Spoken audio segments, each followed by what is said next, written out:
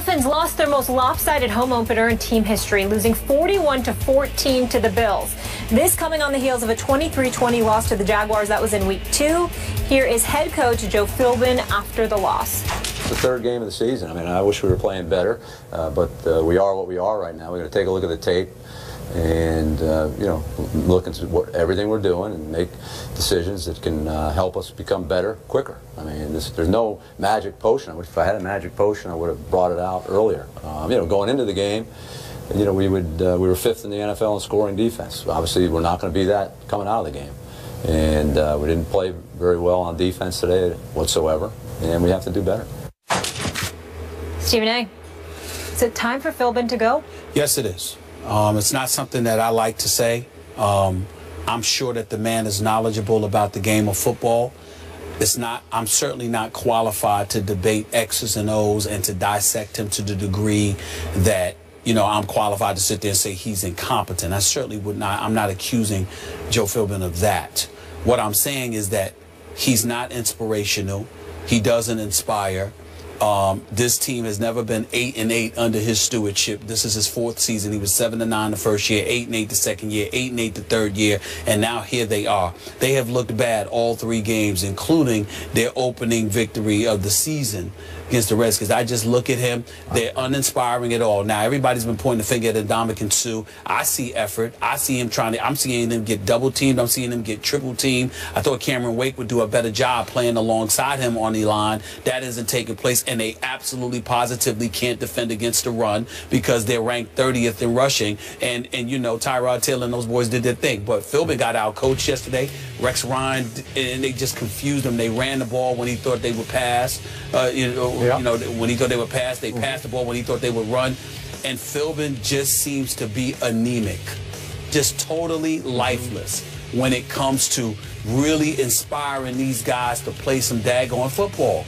And that's a very, very big thing in the sport of football. It can't just be about X's and O's.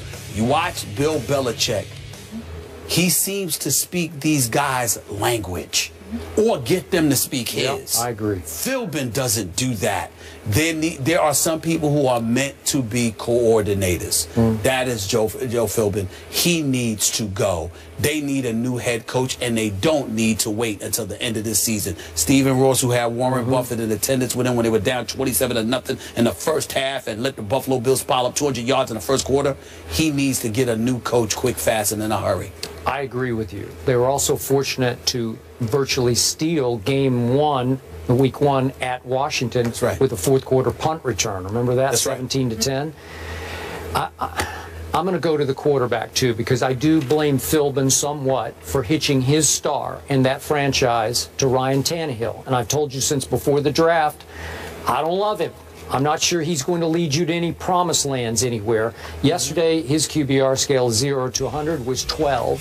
Tyrod Taylor's was 95. Now, they ran into a Buffalo buzzsaw that is going to buzz through a lot of people this year, except for the New England Patriots. But in this case, they gave up, that defense, anchored by Suh, gave up 428 yards and 41 points. But meanwhile, Tannehill doesn't help you because he throws 3 interceptions. So first half. Yeah, and you're going to lose. You're going to lose. You're going to get blown out at home if you're going to throw 3 first half interceptions in your home opener. That the handwriting's all over the stadium wall that it's time for Philbin to go. But I thought it was before this year even started. You did, and the bottom line is this. South Beach and the folks down there in Miami don't want him there. Let's just call it what it is. You know, you got to speak folks' language. You've got to vibe. You've got to represent the franchise in a fashion that will galvanize dudes to want to come and play for you. And Ndamukong Suh is being double and triple teamed, Skip. I'm not saying he's flawless by any stretch. He only got 3 tackles on the season. I mean, come on now. But the fact of the matter is that he needs some help. And he ain't getting it. No. 7-year playoff drought down there in Miami. You know who really loved this one?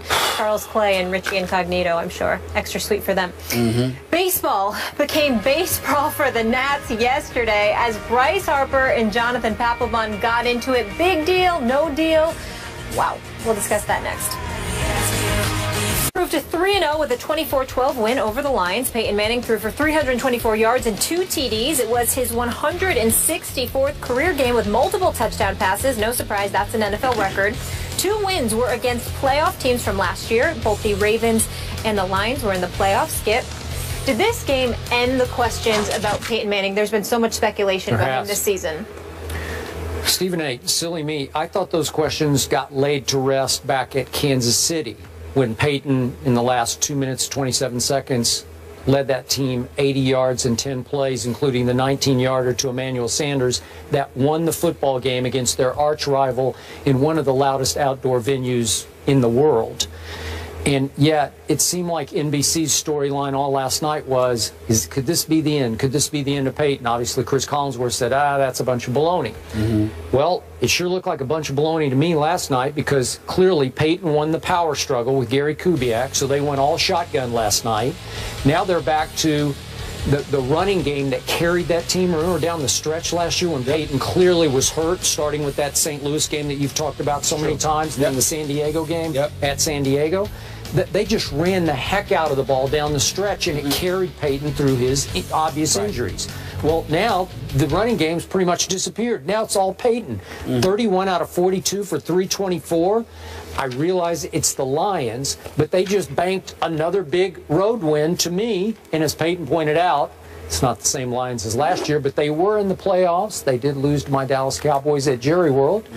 And the point is, they've beaten Baltimore, even though Baltimore might not be Baltimore. They were a playoff team last year in Kansas City. So they're off to a pretty great start. And Peyton's, look, he looks as effective to me as he has ever looked. I never worried about his arm strength because he never had much to begin with. I don't know what the problem is. He still looks like Peyton Manning to me at age 39. Skip Bayless, I agree with you, but I totally understand why there are question marks about the Denver Broncos. Over the last 3 years under Peyton Manning, they've been in the top 3 in terms of points scored. Last year they were the #2 ranked offense in all of football, putting up 482 points. This year, over the first 3 games of all the teams right now that are 3-0, they've got the second least amount of points at 74 to the Carolina Panthers. That's number 1.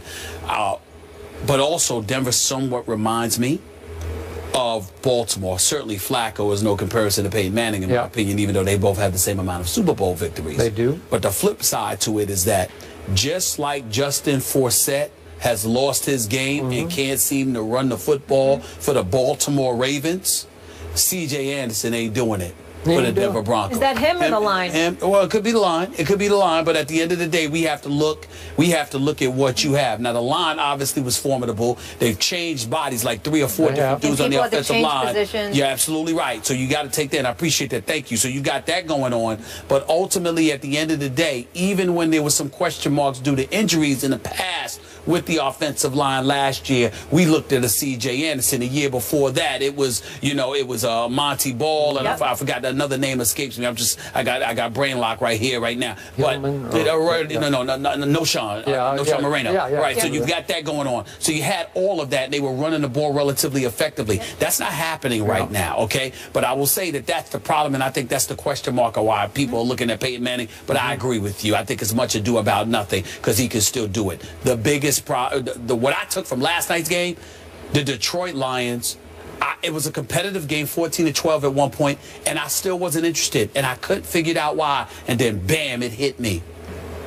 And Ndamukong Suh being gone from that defense, that mystique is gone. They ranked 25th defensively, 27th against the pass, 20th against the rush. Nothing nasty at all about their defense. That's a problem. That in combination, there is just Megatron is no longer Megatron. Not that guy. He's not that guy. We've been talking about Dez Bryant, Antonio Brown, Demaryius Thomas, Julio Jones. We used to put Charles Johnson, Megatron, in that category. Sure. He was number 1. Well, he was the guy. And I'm saying, I loved watching I'm him. in no way saying that he's finished. I am saying that the first 3 games of this season has told us that he is out of that category. You know, I've come to the belief that Megatron made Matt Stafford. And I didn't used to think that, but Matt Stafford could just fling it up in the air. He looks ordinary now. Yeah, he looks ordinary now. All right, moving on, you guys. You mentioned Miami. Buffalo crushing their AFC rival Miami on their home turf. Up next, we're going to discuss that. That seat is getting hot down there in Miami for Joe Philbin. Will they be calling for his job? We'll tell you if it's on the line. That's coming up next on First Take. Put your hands in the air if you